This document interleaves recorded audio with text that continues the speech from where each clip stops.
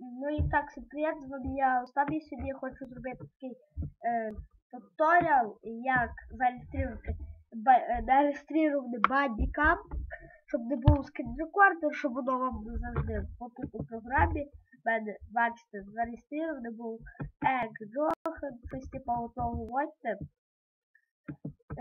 Ну, давайте я зайду в папку, я забуду, де та папка, зараз згадаю. Куди я зайшов? Давайте виключу. Я тут настрою микрофон.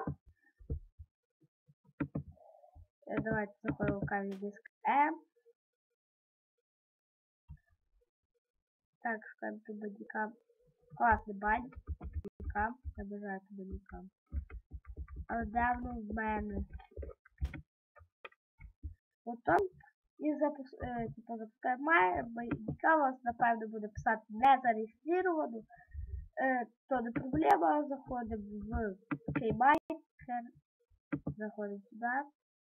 Тут вводимо щось типу того Johan, то все саме. І там далі крапка слово. Крапка. Коротше, дивіться, переписуйте. Наприклад, так як я тут, чекайте. Відео буде мала. Запустіть.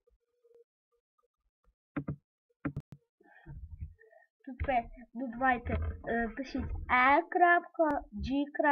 Johan, там далі я написав код собачка example.com обов'язково. Все, повторяємо тільки замість до, пишемо щось інакше.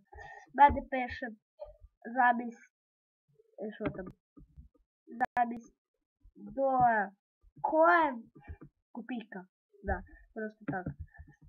І вас воно буде зареєстровано назавжди. Класний бандикам. Так, зареєструють, взагалі класно, тут можна його перекачувати. Я не хочу, бо я тут довго реєстрував, настроював. Ось такий лай. Заходьте, бандикам найкраще.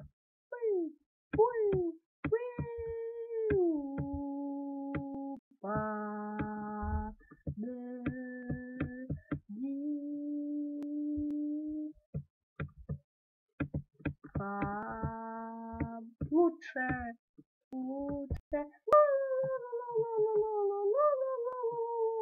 Ставте лайки, підписуйтесь на канал, качайте то найкраще бандикам. Ото.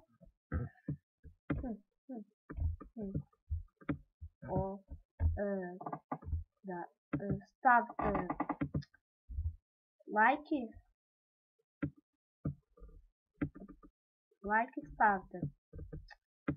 В мене мешка поломна, я зараз тою штукою управляю, хоч я зараз нічого не роблю. Ну, коротше, ставте лайки, підписуйтесь на канал.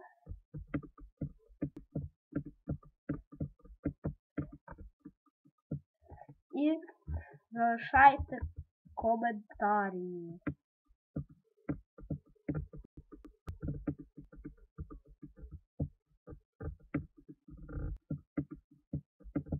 Ну, я думаю, сподобалося відео.